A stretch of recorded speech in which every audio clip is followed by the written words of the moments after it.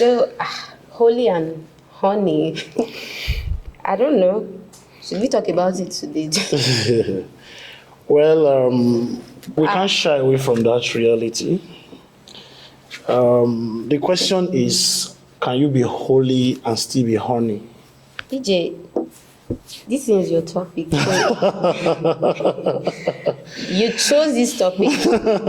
You named it.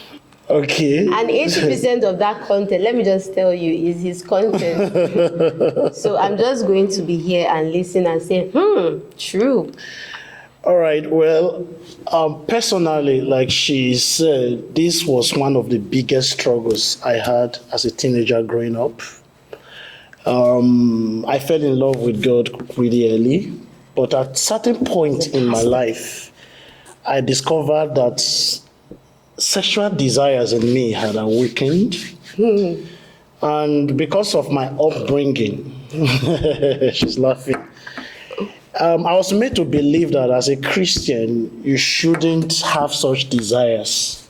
So it was a personal struggle for me trying to stay holy and at the same time dealing with the sexual appetites that had suddenly awakened in me.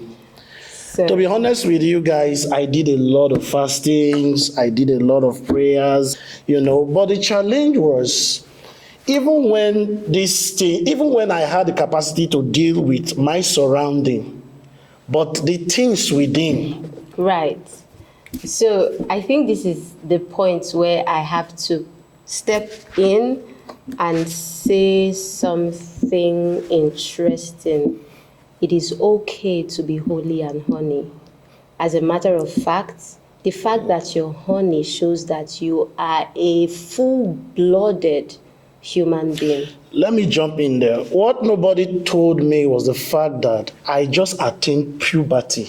It's biology, guys. Yes, and so my hormones that were sleeping, hitherto, had suddenly awakened. It's not the devil, bro. And we're ready to obey God's instruction to go into the world. It's just your body obeying God. But I did several fastings in order to curb those sexual desires.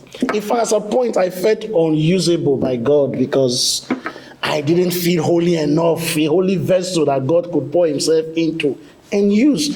So what that did for me was I started avoiding church. I started avoiding prayers, yes, because I didn't feel clean enough to approach his holy throne.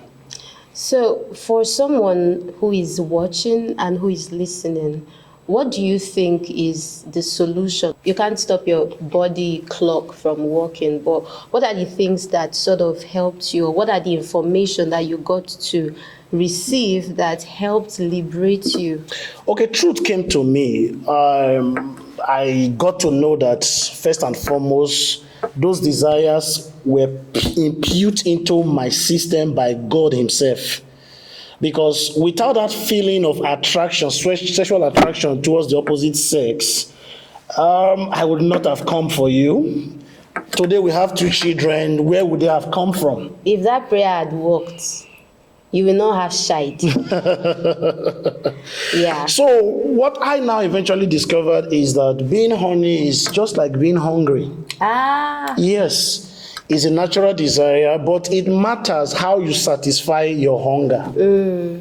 For example, you will not steal no matter how hungry you get, you will not steal in order to satisfy that desire. So in the same vein, God is not expecting us to steal in order to satisfy horniness. Even though it is a legitimate desire, we are not expected to satisfy it illegitimately. So in other words, it's about the control. Very true. Very true. See, the difference between being hungry and being horny is the fact that if you don't eat, you may die. But if you don't satisfy horniness, you will not die. So, like you said, it's a matter of control. And patience is about delayed gratification. It's about not allowing those feelings determine the choices that you make right now. It's about not necessarily suppressing it, but amplifying other things like purpose, like what do I want to do, putting those things in front of you and reminding yourself that there is yet a time when the holiness shall come into play and you shall fulfill it. And be tired of it, my brother. I tell you, sometimes it can be tiring. Well, in summary, what she just said, and I would like to say this to every young man out there, is the fact that you should not allow erection give you direction. Yeah. So it's okay to feel that way, Yeah. but don't allow the feelings define your actions, especially as believers. We know God's standards. So, and we are not under control. We have control. We know what to do. So we'll tell those feelings, yeah, I know you're there, but there's time for you to be expressed. So I'll just put you in pause and focus on fulfilling purpose, focus on this target and Very the true. vision until the right person comes along. And yes, it is amazing when it is the right person.